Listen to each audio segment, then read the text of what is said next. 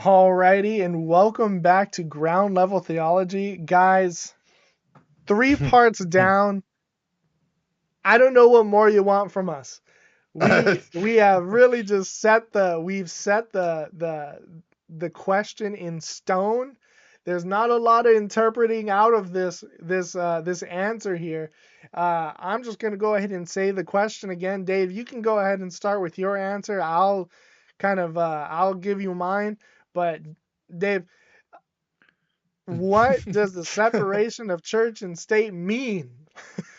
Oh my gosh. So contrary to popular opinion, who cares about what they think? Separation of church and state was never to be the separation of religion from the state, and that we have Yeah, freedom of religion, but it was never supposed to be freedom from religion. And that we yeah, actually learn that the true religion, Christianity, actually gives us the freedoms that we so desire. And that in order to have true freedom, we need rules. And like anarchy, actually, the irony, the promise of absolute freedom in anarchy, it actually limits so many freedoms yeah, because it's scary to think that I wouldn't have the freedom to walk my dog or to go get a bite to eat or to be able to park my car somewhere because anarchy could have someone steal it, steal my wallet, steal my car, and then there'd be no repercussions because it's complete freedom. They have the yeah. freedom to steal, and we learn based off the law, immutable laws of nature, the eternal immutable laws of God and laws of nature, that stealing is wrong. And so you have Yeah, freedoms, but not freedom to do whatever you want. You don't have freedom to do wrong. And so, what does separation of church and state mean? It means that there's categories. There's a place for the state, a place for the church, and though they operate in different spheres, as we saw in the confession and we saw in our founding document, that both of those spheres are under the umbrella, headship, sovereignty of the supreme judge of the whole world, divine providence. providence, Yep. Almighty God. And so, like we said, if you take God out of the church, out of the state or church, like that'd be horrible to take God out of church. But if you take if you give the church authority that it never had, or give the state authority that it never had, they're now both violating the authority of Mm, God, the one who instituted them. yeah, that's awesome. Did I That's cover it? that's Yeah, no, that absolutely Sorry. answers it too. And I just wanted to clarify it when you said not freedom from religion. That's not to say that you're not allowed to be an atheist or a deist, because you are allowed to have Right. freedom from worshiping anything and be an atheist. But that is to say that you it's not freedom uh of the Like, state from God. You're or like in from its and so presence. Yeah. and so yeah, even within myself, obviously I agree with you. Obviously, this entire podcast, it would be crazy to think that at the end of this, I say the separation of church and state means that the church has no authority in governing matters. Of course, that would be really crazy. Of course, I agree, and we've been building this the whole time. The church absolutely has the right and, in fact, should be actively participating in the government. That Hmm. is by our civil liberties, by our religious freedoms, by our petitioning, by our grievances, by all of that. We should be there. We should be part of the process. As George Washington was our first president, he was the commander in chief. He was the one at the highest level with regard to the United States, and this man could not give it up to God more. So Mm. here we see we are to be Christians and in government. But the reverse is actually what we talk about with separation of church and state. With there's more mitigation that that the state should not be infringing upon the church. And so Mm. we want to make those clear lines that when it comes to the tug of war, we want neither side tugging. We want it to be balanced. And so that's what's going on here. Um, because we've seen through the halls of history when the Pope takes on too much power or when the King takes on too much power. And we don't want it to be there, but we do absolutely have the church actively involved. Couple Mm. examples through history, modern day examples, and I didn't want us to cover them explicitly in primary resources, but I'm just thinking Martin Luther King Jr. He had examples of civil disobedience. He if you look at his theology, if you look at what he wrote, if you look at how he spoke in his speeches, they were theologically deep. Why? Because he wasn't Dr. Martin Luther King, or he wasn't just Dr. Martin Luther King. He was Reverend Martin Luther King. Mm. This was a preacher Beautiful. engaged in the civil rights movement, and the civil rights movement was not a humanist movement, but one in which, as Dr. King would say himself, was grounded in a call by God for something that they were promised and was rightfully theirs. That is inalienable rights endowed by their creator. Yes, Martin Luther King used two types of documents. He used our founding documents that we covered here. You can go and read his works. He absolutely used our founding documents to establish that all men were created equal. And he also used scripture. And he Mm. essentially told the government, you can either be the United States and say all men are created equal and give us our rights, or you can scratch out all men are created equal and endowed by their creator with unalienable rights because it's not true. And Mm. he essentially called out America on that using both the founding documents and the Bible. And in the end, God showed through. And our founding Mm. documents, we stuck to them. And because of that, because of this great reverend, because of the hymns that were sung by the masses that were willing to be abused for the sake of peace and that which God called them to, equality was accomplished. God's will was accomplished. So we see that. Another thing that we see, JFK, or maybe it wasn't JFK. I forgot which politician it was, but he went to go to the Pope. He was a Catholic, so that's why I think it is JFK. Mm.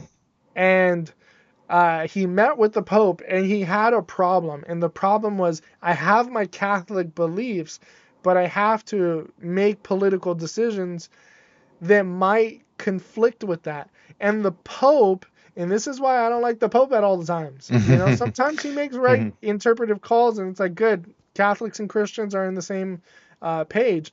But then there's things like this where the Pope says, you know what, because of your position, you can make calls that contradict or conflict with your faith because it's a public office. So in some sense, you Mm. can dichotomize yourself for the sake of being able to work in the position that you're in. We see this abuse take place. You might be able to say with JFK, but we see this abuse take place particularly with current people like Joe Biden and Nancy Pelosi, who claim to be Catholics but could not be further than Catholics, as they Mm. almost even oppress Catholic faith. They're so pro abortion. They're almost touting their faith, yet they do nothing in line with their Catholic faith, and that's because the Pope previously told them that they could actually make that dichotomy. So now they can have their cake and eat it too. And that's where Mm. people want to say separation of church and state. Absolutely not. That Pope went off the rails. Separation of church and state is not a separation of your faith from the government, but it is your faith enlightening the government, just as the Westminster Confession of Faith showed us, Mm. and just as the founding document said. And we see this happening. We see this. I don't even know where this idea came up from, that the separation of church and state means we need to get the church out of the state, Hmm. when this entire history has been showing the church is actively involved in the state, setting it up and making it run well. And so we Yeah. even have these modern day precedents.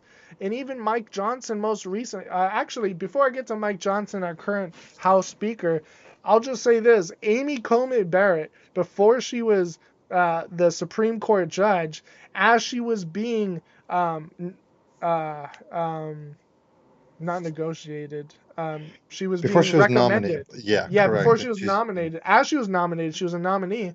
She was being attacked by people like Nancy Pelosi. She was being attacked by those on the left and the Democratic side. And she was being attacked. Why? Because of her Catholic faith. They were saying that she was unfit because she was such a fundamental Catholic, that she was unfit to judge on these matters, that she was not to rule because she would rule on the basis of her Bible and her Catholic faith. And I'm just thinking, where are you getting this from? Where do you get this notion of separation of church and state in that way? George Washington, they would have tried to out him. oh, good. Well, and just can I make a quick comment? Like, Yeah, I tell like you're gonna literally try to, and this is when I get bothered. You're gonna sit here and you're gonna try to tell me that no one in the House of Representatives or the Senate or in the judiciary branch or in the executive branch, you're gonna try to tell me that everyone present makes neutral decisions and doesn't vote based on their beliefs and can, separate themselves.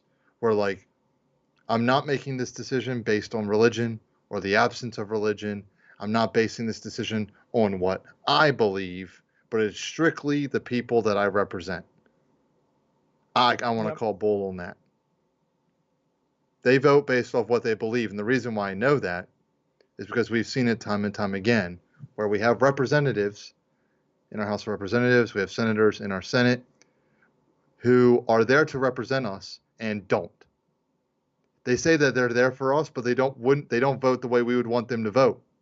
And that's how yeah, I know that they vote based on what they believe and not necessarily what their people would want. yeah. And I try to find the balance because I don't want to be bothered when someone I don't like does it, but when someone I do like does it. I got Right, to be careful. I can't be for the Christian voting based on their beliefs right, and then have a double standard for someone who isn't voting on theirs. But I don't like when they call it out saying it's fine when we do it, but not when the Christian or the right. Catholic does it. So Yeah, that's my and rant. we're there for them. That's Mm-hmm. why I sort of like I was thrown off when you first said like, well, do Muslims allow religious freedom? Because it's funny when you're in America and we actually do find ourselves Oh boy. partnered with Muslims and stuff on the topic of religious freedom because we're both fighting for it. The people Right. that are trying to clamp us are the same people that are trying to clamp the Islamic faith. And so we do find ourselves together in this because we both want the religious freedom that our founding documents promised and established. It Mm. is it is the way that this nation works.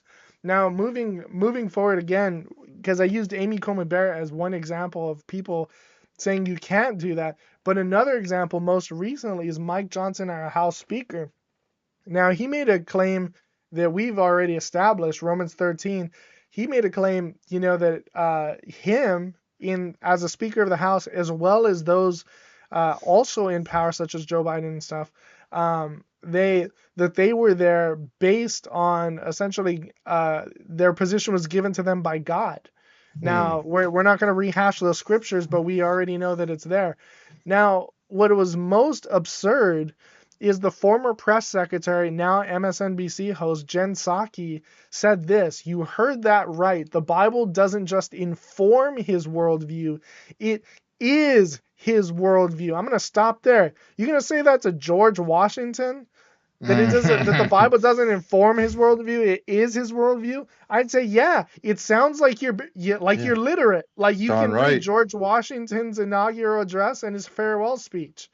Yes, absolutely. Because if you're a Christian, that's how you vote. That's how you look at the world, and that's how you're going to bring that enlightenment into the government.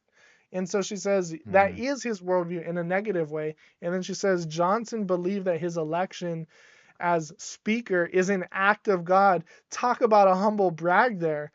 I don't know. Have you read the founding documents where it talks about the invisible hand, the divine providence, the almighty God, the creator who endowed us with inalienable rights? How are you so bad at your job? And that was the former Hmm. press secretary. The former press secretary. Well, our current press Wow. secretary, Karine Jean Pierre, says that because he is a Christian, because he makes these statements, he has defined himself as a MAGA extremist. Our White Oh, House dang. doesn't like us.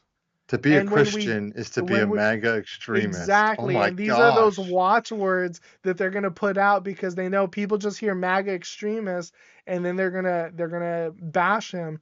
But he's just coming out as a faithful man of God, and people hate him for it. And we saw this with Hmm. Pence. We saw this with very many things, but we see Yeah. that Or what Huckabee. Yeah. what Ben what Carson. yeah, what we have here isn't a separation of church and state and what it really means. We understand what it means. It means that as Christians, we ought to be engaged in our government. We ought to be doing things correctly, bringing out justice, bringing out mercy, bringing out all of that, and being lawful citizens. What it doesn't mean is that Christians need to be out of the government. And unfortunately, somehow, someone hijacked this phrase, made it popular in the exact opposite way, and unfortunately, it's been militarized against us. Hmm. It's so and I don't know if it's because, modernism or postmodernism.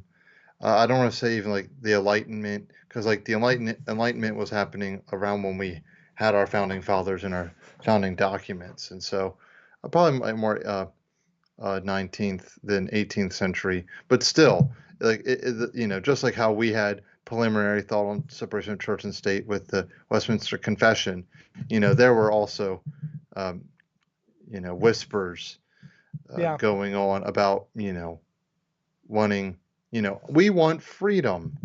It's yeah, like, well, freedom, like from like we already talked about, uh, freedom from the government. Government having rules, having structure actually creates more freedom, and it yeah, protects freedoms, uh, as long as they are good and as long as they are right and they are just. But it's interesting. Yeah, it's so true when they're like labeling people that are, you know, making decisions based off their beliefs, and in this particular instance, with our current House Speaker, based off his faith. It's interesting if they would have the same pushback if he wasn't a Christian and it was a different religion. There's no way to really tell, but I would be interested to see if they had the same reaction. hmm, Just something to think about.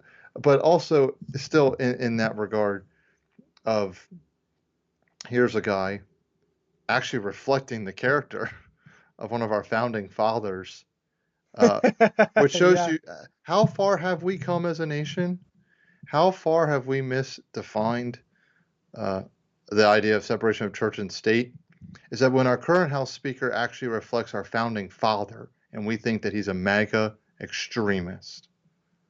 Not to mention all those people who assume the label of Christian would consider themselves Christians that definitely did not vote for Donald Trump and are pacifists. And so it's like you don't get it. And so yeah, it's very interesting where you think about I know why we got to where we got to today. I'm not trying to be like the know-it-all. I know exactly why we have that definition of separation of church and state that we have today. I know why religion is taking out of politics. yeah, Religion, it's because we've taken God out of everything. yeah, And so as a result, this is the logical progression. This is the necessary byproduct of when you take the divine out of the divine institution. And now yeah, it just becomes an institution. And where you become like, right, this is the period of the judges again. we have a government that is doing what is right in its own eyes. And and now I'm very thankful for our founding fathers and our founding documents, because who knows where we would be. Like, we have checks and Yeah. balances.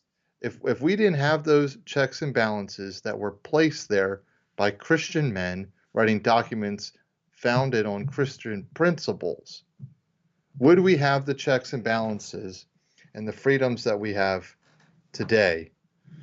And I mean, that's an Yeah. ominous question, and I don't know, but I'd have a more negative response than a positive response. I'll tell you that Yeah. much. I don't think we would. I mean, especially in the absence of people like George Whitefield to establish that, in the absence Hmm. of John Winthrop to essentially establish the seed, in the absence of the Westminster Confession of Faith to articulate so much of that, in the absence of all of that, I don't think United States ever gets made. Mm. I don't think that's possible. Um, maybe And maybe maybe there is a Declaration of Independence, not worded the way it is, but I don't think that colony ever makes it. no, and I've heard pushback, that, and maybe you have too, that the founding fathers never really were religious. They were just using the religious rhetoric of the time to, invoke fear and to get people to listen to them. And I know that there are people, we see them, I'm not going to name names, that can act, Yeah, and they are faking it until they make it. Or they just outright deny it and sweep things under the rug that have been brought to light. Uh, but even outside of that, when I hear George Washington, when I think of the Confession of Faith and that what undergirds the decision, when I think of George Whitefield, when I think of John Winthrop, when I even think of the heading to the Treaty of Paris, yeah, oh, they don't really believe in a holy undivided Trinity. They're just using religious rhetoric to make you listen to them. right. Like, they get too many things right for them to be faking it. Yeah, and even so much so, also, it's like when you have someone who is outspokenly, not a Christ follower, he claims to be a deist, and Right, he's over there presenting that coin with Israel on it saying rebellion to tyrants is obedience to God. He's over there in the pews every Sunday because he can't stop himself from giving all his money to the preacher. I don't see it. I don't see him faking it. right. And I And don't even know, yeah, that heart, I don't even know if he had that heart change. But like, if nothing, like, he sees there's a difference. He yeah, sees the fruit of it. And like, why can't we have people where it's like, yeah, and I he's won't make taking you be that. Christian. Yeah, but I'll. Yeah, and he's taking that and then he's putting it into his documents. It's like it's just undeniable.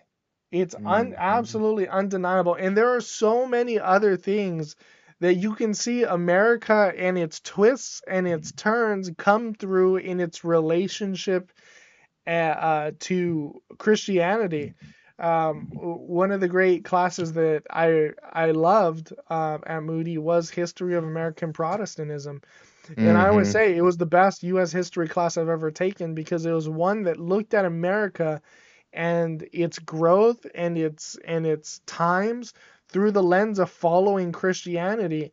And I just thought, man, that opened up history in a way that I've never seen. And it started in the Reformation. It started at the 95 Theses, and then it tracked us all the way up to the foundation of our nation, and then all the way up to essentially, modern day.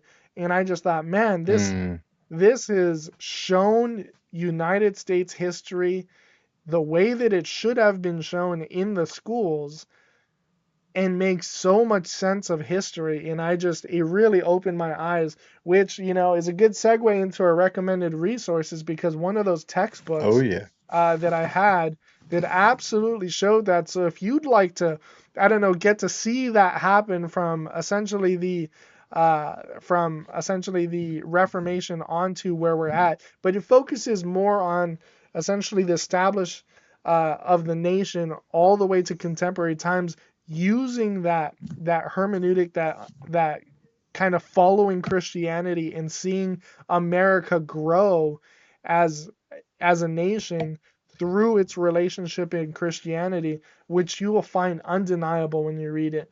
It's this book right here, Mm. Jesus Made in America. I mean, look Now at that's that an cover, right? That's like a baseball jersey font, like America's pastime. Yeah, and this is not to say Mormonism, in which, is an Oh. American religion, but that is to say that America essentially is that Jesus is as American. I mean, I'll just read the first line here. Jesus is as American as baseball and apple pie. I couldn't have said it Oh better my myself. gosh, that's great.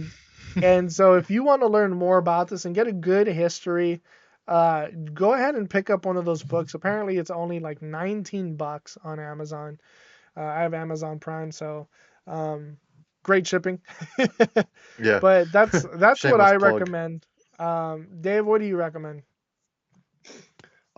Two things. One, a lot of the founding documents, whether it's the Constitution, whether it's the Treaty of Paris, whether it's uh, Charles Hodges, another Reformed minister, his Hmm. book Common Sense. Okay. All these writings, I have the individual books, Federalist Papers, but I found a wonderful compilation of all of these resources in one volume, relatively recently, actually. Hmm. It's called The Constitution of the United States of America and Other Writings of the Founding Fathers. And it's by Rock Point. They were originally, the book was originally called We the People by Race Point Publishing. They became Rock Point. I actually heard of them because they had a wonderful compilation of all of, I'm from Baltimore, Maryland, so all of the poet Edgar Allan Poe's, all of his stories, his writings, Yeah. poems in one volume. And they have a couple too. It's one, but they have one on the Constitution. I was like, this is great. This is everything I want in one binding. So Yeah, what's it's not to a love? it's a hefty book. And I mean, pretty it's affordable too. 624 pages. They Right. packed in a lot of documents in there. Yeah. And what's the price on it? It's a hardback too. It's Um, rounding up to the nearest dollar. It's $16, but it barely wow. even. It's 15.49 on Amazon. Look at that. A hardback book for less than 16 bucks and it's 600. I mean, you're definitely getting a bang for your buck on that. Um, and And and, and I think I real mean, quick, yeah, I just want to jump in here. I'm sorry. you're And you know good. what, guys? You just listen to this podcast. If you're following along or if you took any notes or anything, get that book, pop it open, put little bookmarkers or those little those little tape things, and put those in those documents so that when someone says, separation of church and state means church out of state, you bust open that book and you highlight, maybe you've had them highlighted or you have those bookmarkers, and you can show them from the documents themselves Yes, that are in that yes. book. I mean, every primary source that we used in these segments is in that book. Just so Save like the every Westminster single one, Confession of Faith. except the Westminster Confession of Faith. Yeah. That you gotta. But all of our primary sources with the writings of our founding fathers, Samuel Adams, the Yeah. treaties, all in that book, and plenty more that we would be here forever if Yeah. we looked at it. It is so embedded. That's one resource. Another one is a great one called "We the Fallen People" by Robert Mackenzie. What a fun play on words, right? We the people, we the fallen people. And I really I recommend this resource. It talks about the founders, the future of American democracy, where you know how we wrote our founding documents. They were trying to make sure that we didn't become something that we were never meant to become, and so they know that hey, man, we are fallen people. Hmm. Man must be governed, but also the same reality is that we need people to govern us, but the people that govern us are also fallen. And so who governs them? And then so Yeah. as we govern them and they govern us, we need someone to govern us both, which is God. And so and it really the emphasis is really on that democracy of Andrew Jackson, where he ended up redefining what democracy is supposed to be, kind of Mm. like how we define what freedom's supposed to be, or how we've even defined what separation of church and state is supposed to be. And so there's principle. I just want to recommend it. One, great title. Two, if you really want to go into deeper study of how we got to where we got to today, little Is by this a little, different one? slow fade. No, We the Fallen People is that book Okay. Okay. Good. about Good. Good. like how did we get to where we got to today, kind of supplementing what we didn't have all the time to get into in the podcast. Is like, yeah, how did we get to that definition of separation of church and state? How did we get to this wrong definition of what real freedom is or what democracy is supposed to be? And so it's a really good way about getting back to the basics of our founding documents. And the guy that wrote it, Robert McKenzie, history professor at Wheaton College. Hmm. We love Wheaton because we're, so close at Moody. You love it when your source is a historian. Oh, 100%, because he's writing, who better to write about history than a Christian historian? And I think he even had the quote, you know, uh, and I think he was quoting someone else we all have heard, all history is church history. Because Nice. because we serve the God of history. And so he does, who better to look at history than a Christian historian? So I'm yeah, just it's I'm great. just leaving this up here for the people because I actually people For for the the fallen people. people. Just because I want people to see, this is 2413, round up to the nearest stars. It's $25, but also, I mean, if you're interested in this book, they have an audio CD and it's on Audible as well. So if Yeah. you're someone that doesn't have a lot of time to sit down and read, this is a book. It's 304 pages, so it's not terribly long. But throw it on an Audible, throw it, and you can just go ahead and do your cardio, or whatever as you're working or while you're at work, and you can get this information Mm-hmm. read to you, and that's a great way to get through a book. And so a great resource right there. We have 3 resources we just gave you. I think actually 4. I think you recommended another one as well.